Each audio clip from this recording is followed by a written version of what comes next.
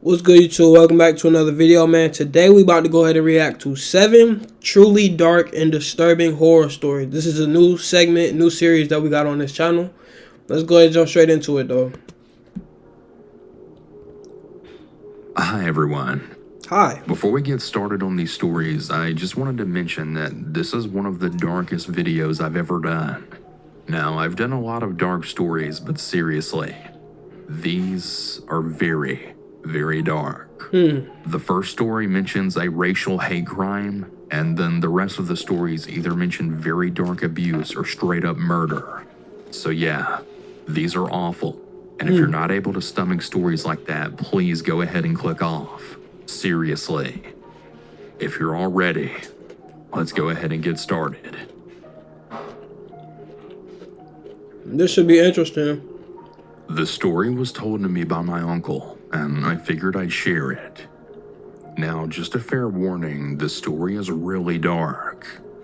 This happened when my uncle was about 12 years old back in 1980 in Ottawa Lake, Michigan. Him, my dad, and aunt were all little kids at the time, and had been living in the house my grandfather had built about 5 years prior. The house was a single-story ranch and sat on an acre of land next to a really large stretch of woods. It was a warm summer evening at about 10 p.m., and my uncle and my dad were in their bedroom with the windows open since it was so warm outside.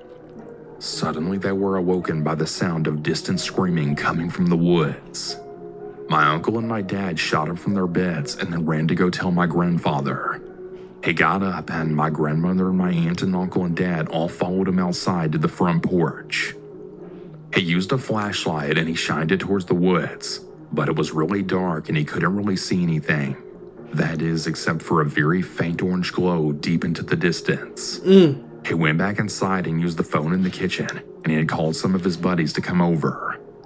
And like a scene right out of a horror movie, 18 minutes later, 2 pickup trucks full of guys with shotguns then arrived. My grandfather made my grandmother, my uncle, dad, and aunt and uncle wait inside the house while they went into the woods to investigate. My uncle said they were gone for a really long time, and my grandmother had started worrying. At about 1 a.m., the guys finally returned, but they were all really pale and wouldn't really say much about what they saw. When my grandmother had asked about what happened, my grandfather had made the kids go back to bed and then took her to the garage on the other side of the house to talk to her. He didn't tell my uncle what happened until years later, and it's no wonder that he didn't tell my grandmother in front of them. Well, when they went into the woods, after walking deeply into it, they found an abandoned campsite with a smoldering fire, beer cans everywhere, and a moonshine still. And on a nearby tree was the horrifying sight of a naked black man beaten and hung in a noose with a KKK flag stitched to his chest. There's more, but I'm gonna leave it out because it's truly graphic. My grandfather said that it was the most horrifying thing he'd ever seen. They then immediately turned around and left. He went back in daylight a few days later, but the body had been buried with another KKK flag being used as the marker. What? Now, you're probably hoping some sick people were arrested and that justice was brought to the family of this person. But unfortunately, no. My grandfather never called the sheriff. Unfortunately, the Monroe County sheriffs are extremely corrupt, and some of them are even KKK members themselves. And some still are to this day. And even the sheriff is part of a well-known biker gang. That's crazy. No report was ever made because it probably would have gotten thrown out and probably would have put a huge target on the back of my grandfather as well as his buddies. You won't find this story online because it was never reported, and a lot of people probably don't want this out there. But I just had to share it so there's some record of it. Just please don't go investigating this. It might still really piss off some people in those parts. But if you ask any locals that lived there for a really long time, they'll tell you that woods was a well-known hangout for the KKK back in that day. I'm just really glad that that time is now over. Wow. Oh my God, here we go. Bro, I mean, I'm honestly not surprised at all. It's very sad, though. Very sad. That's crazy. This happened to me when I was 23. One night I went to a restaurant in the city, I'm not saying which restaurant or which city for privacy, but it was a restaurant that had a bar in it. On this particular night, I had ordered my food and soda. I didn't order any alcoholic beverages. I was going to drive myself home afterwards. Anyway, after my food arrived, just as I was about to start eating, there was an older guy one table over, and he was just staring at me. Then he smiled and looked away. I didn't think too much of it and just started eating my food. When I had ate about half of my food and finished some of my drink, I had excused myself to go to the restroom. After I left the restroom, I went back to my table, and that same guy at the one table over me was staring at me yet again, and he did it for a few seconds longer this time. I was starting to get really creeped out, so I just went back to eating my food. I would have left. However, when I took a drink of my soda, it had tasted really weird. It didn't taste as it should. He spiked his But drink? I shrugged it off and drank the rest of it. Then I paid and left. When I got to my car, my stomach immediately started feeling funny. It wasn't hurting, it was just feeling kind of funny. But I didn't really pay too much attention to it. I just drove myself home.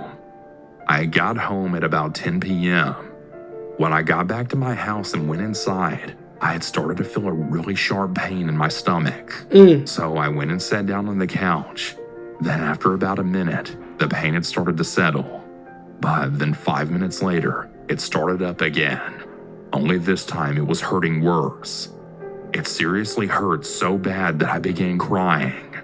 I must have ate something bad at the restaurant, but I didn't think it was that at first. Then the pain settled again after about a minute.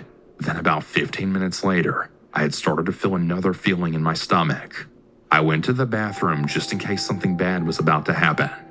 Shortly after, I was right. Then I actually started to feel really sick to my stomach, so I leaned over the toilet and began throwing up. I was puking my guts out, and I was doing it so much that I was throwing up like that possessed girl from The Exorcist. I then got down on my knees and my stomach started really hurting horribly. At first, I thought it was just food poisoning from the food that I ate at the restaurant. But every time I tried getting up, my stomach would still hurt. So I had pulled my phone out of my pants pocket and called 911. I told them what was going on, and they then arrived in about 5 minutes. I told the paramedics everything and how my stomach really hurt when I tried to get up. So they had strapped me on the gurney and took me to the hospital. Once we arrived, I had told the doctor and nurse everything as well. I even told them what time I was at the restaurant and everything else. They said they'd call the restaurant and explain. A little while later, they came back, and they were explaining that I was throwing up not because of food poisoning, but that someone had spiked my drink. Yeah. They told me that apparently the restaurant manager had looked at the security cameras, and he had saw a guy spike my drink with something. Wow. They also described him to be the exact same guy at the restaurant who was staring at me previously. I was shocked. I never thought something like this would happen to me, but I had spent the whole night in the hospital for observation. The next morning, the police came into my room and told me that the restaurant manager had showed them the camera footage of the guy spiking my drink. They also said they were able to catch the guy, and he was arrested. Well, that's good. The police asked if I wanted to press charges, and I told them yes. Later that afternoon, I got to head home. The police were the ones who drove me home. Later that night, the police had called me. It took some time, but he ended up being sentenced for quite a while in jail. That on top of additional charges that he previously had. That's good. The guy who tried to kill me by spiking my drink. Fuck you. And I really hope you learn your lesson in jail. But yeah, I don't think I'll ever forget that night for as long as I live.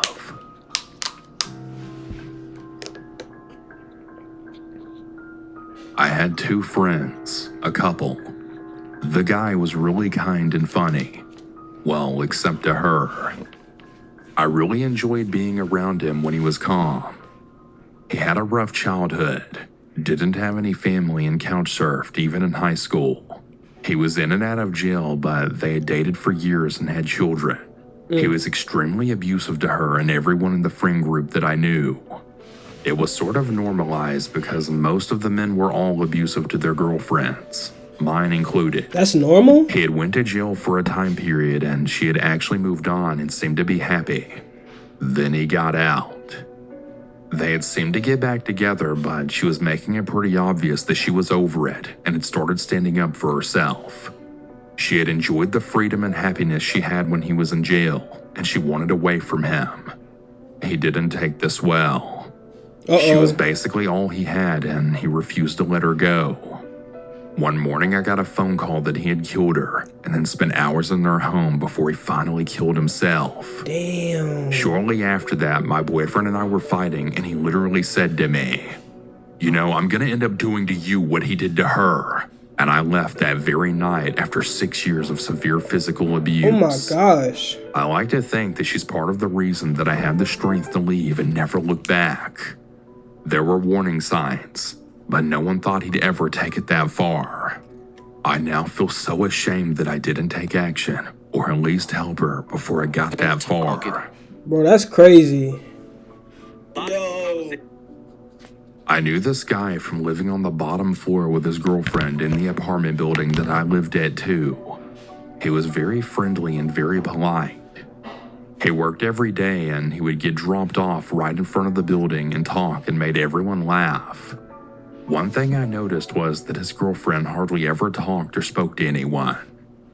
One day I introduced myself and she was nervously watching for her boyfriend to pull up from work. That's a red flag right there. Anyways. She and I began talking a little bit more often, but she was very careful about the times that she would talk to me. I had also seen a couple of bruises on her face and hands. She was such a fragile, beautiful woman that was depressed and absolutely abused by her boyfriend. Anyways, her boyfriend was a class clown, so to speak to everyone else, but I could see through him by now, so I just kept my distance. One evening, he was drinking outside with the other neighbors. I had to go check my mail. It was getting late, so a little before dark I had done this. I had left my door unlocked because I was just really young and naive. This was also— Why would you leave your door unlocked? Like, regardless of you being young and naive, that's common sense to lock your damn door. my first apartment at just 18. I got back from checking my mail, and everyone had gone inside. I went into my apartment, took a shower, and got ready for bed, and then got in bed. 10 minutes later, I had heard a man snoring. It was coming from my bedroom closet. Oh. Immediately, I freaked out and then ran out to get another neighbor to take a look inside my closet to find out who it was. Well, that same guy was passed out from drinking. I was hysterical, terrified. The neighbor got him up and then took him to his home to his girlfriend. Well, 3 years later, she had apparently left him because he was violently abusing her. She went to go live with her parents. Well, he had found her, killed both of her parents and her grandmother, I believe. Damn. And he had beat up the girlfriend so badly that she was paralyzed and in a wheelchair for the rest of her life. Damn. She had to witness him murdering her parents and grandmother. It was years later when I had found out about this. It's so devastating and so sad. Oh my gosh. I often wondered if he was going to assault me too. I can't even imagine what she had went through losing her loved ones to that monster. Everyone liked him. Hell, I did too. He seemed really funny and nice, but meeting his girlfriend really changed my mind about him real quick. That's crazy. Killed the whole family? Years ago, I had a coworker who I got to know in an acquaintance sort of way. She was married and I had met her husband several times. He was nice looking. He was older than her and he was very friendly. One day on her lunch break, she had told me that she was going to pick up some pictures from a local pharmacy. This was in the 90s.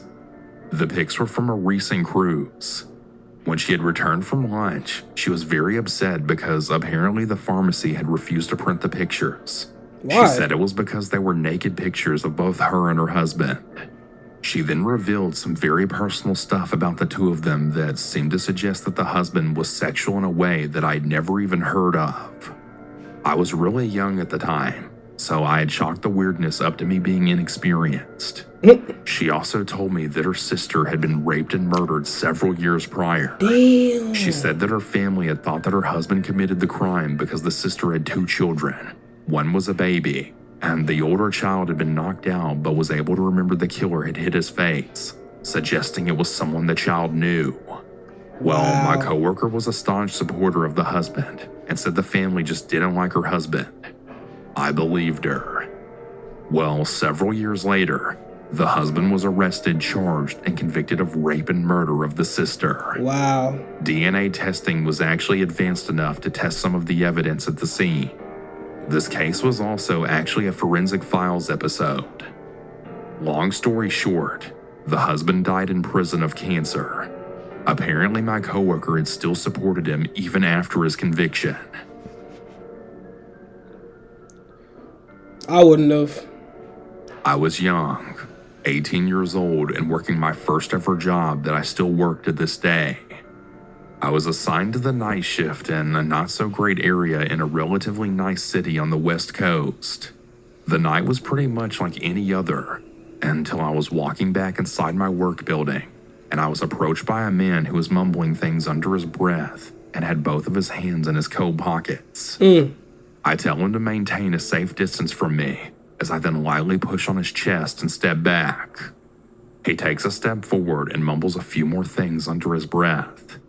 I attempt to step back, and I ask him to please back away from my person, but he just continues to step closer and closer to me. Before I knew what to do next, he had then pulled a very dirty-looking kitchen knife out of his right pocket and then held it to the left side of my neck. Oh my god. I put my hands halfway up so that he could see them, and I tried to tell him to just please calm down and run off. I even said that I wouldn't contact the police if he were to just leave and never come back. He becomes enraged and starts mumbling a few more things that I still to this day can't make out. I can feel the knife being pressed harder into my neck, and his eyes start opening wider and wider, and I then realize that I need to act fast or else I might be the victim in this situation. The second I noticed that he didn't have his eyes directly on me, I very slightly but quickly moved my head to the right and pulled it as far back as I could while still trying to maintain my stance. With my right hand, I grabbed his knife hand, and I tried to get the strongest grip over it I could. With my left hand, I cupped his elbow and then pushed my chest and arms towards the direction of his body, trying to push as much of my body weight as I could into this guy. While doing this, I had pushed the knife too close into the direction of his body, and well, the knife stuck into the center of his neck, causing him to drop to the ground almost immediately. Wow. While he was on the ground, I then ran inside to dial 911 to get both the police as well as paramedics on the scene as quickly as possible to try and save this guy's life. Unfortunately, the guy had died by the time I ran back outside to be with this guy before paramedics arrived on scene. The police show up and then instantly put me in cuffs and search my person. Damn. I was put into the back of the squad car and told to stay quiet until asked to give my side of the story. Wow. I had sat in the back of the car for around an hour as I had waited for my boss to show up. She shows up and shows the officers the cameras. I was released out of custody and gave my story to the detectives. Turns out the guy was high on meth and just wandering around the streets with a random knife in his pocket. Bro. I really think the martial arts classes that I had loosely taken in my late teens, as well as my ability to let adrenaline kick in and just do its job. I still think about it every day. Right, imagine how I feel bad traumatizing about that the could have whole been. thing. I know that taking another man's life was just unavoidable in that situation, but I sometimes get really angry with myself that I just wasn't able to calm him down a bit more with my words. On the opposite side of the aftermath, though, I feel exactly the same as I did day to day before I ever killed that man. Wow. I wanted my hepatitis C gone. Sheesh, boy. I mean, she had to kill him, though. I worked in retail in a super shady area of a small town for 5 years. There's been some documentaries on crime in the region. My husband still works there, so it feels like I do too, knowing all the same folks that I used to deal with still come in. Several of my regulars were either murdered or became murderers. What? Almost all drug-related. We sold cell phones. We had a lot of people coming straight out of the doors of prison, and one of their first stops was getting a new phone. These guys were almost always nice. I can't remember personally having a bad customer service experience in those situations, but I mean, I'd probably be in a damn good mood if I just got out of prison too. Facts. Anyway, my first experience with a customer in this situation was a guy in his 50s. He seemed very clueless about phones, which wasn't terribly surprising for that age range. At some point, he tells me it's because he just got out after spending 20 years in prison for a string of armed robberies. He then tells me to Google him. He seemed very proud of his crimes. One day he comes in and he had actually asked me how to watch porn on his phone. I think I must have just stared at him, because he then immediately goes, "Never mind, I'll just get my niece to help me." What? "Okay, man, bye," I said. All jokes aside, he was always so clearly struggling to adjust. He constantly seemed stressed and vented about stuff whenever he came in to pay his bill. And then one day, he decides to break into a home, tie a couple up, and beat the absolute shit out of them, rob their house, all while their kid was in the other room. That's crazy. Thankfully, they survived, but I'm not so sure he intended for them to. Who fucking knows? This guy always stood out to me as a prime example of a ticking time bomb. I think it very easily could have been murder that he did instead of robbing. He needed so much help, and it couldn't have been more obvious. Damn. It was to me, at least. A fucking salesperson who saw him maybe a couple of times a month. After 20 years separated from society, it was just way too much to come back to. And I always thought that he just desperately wanted to get back to the routine that he did understand. I don't know, though. So what do you do? Keep him in jail? Were from shooting people over drugs. Significantly less thought-provoking than the aforementioned customer, I think anyways. One of them shot a man right outside a bar over a woman. Another one shot a bar up over drug money. Another one was a father who murdered his own son over drugs. A man I knew went from looking like a regular member of society to tweaking and sweating every second he's in the store to fucking dead in a bathtub in less than a year. His mother was a customer too, and she had came in to talk to me about his death. Damn. She swears that it was a murder committed by his girlfriend, even though it was ruled an overdose. She says that he had marks on his wrists like he had been tied up. He used to SIM swap constantly, which you only do when you're scamming someone out of the SIM card with functional service that you had just sold them. I only bring that up as a possible motive for murder. He was a good guy making very bad decisions. This was one of the heaviest on my mind, especially since we got on a first-name basis with each other before he went downhill so very fast. Wow. Yo.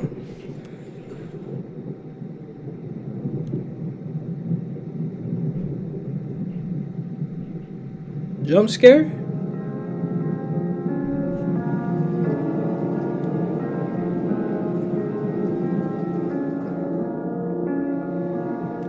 Nah, that was crazy. That was creepy, bro. Especially the one that, like, she had to kill the man. Like, she had to literally stab him. Nah. Imagine, like, you literally thinking about that every single day, bro. I know that had to have been traumatizing. We definitely gonna react to some more of these in the future. I like the vibe or whatever. It's definitely some crazy, scary stories. And I know that there's plenty more that we can go ahead and react to. But that's the end of this video. We're gonna go ahead and react to some more in a few. But until then, it's your boy Caprice the Goat, and I'm out. No cap.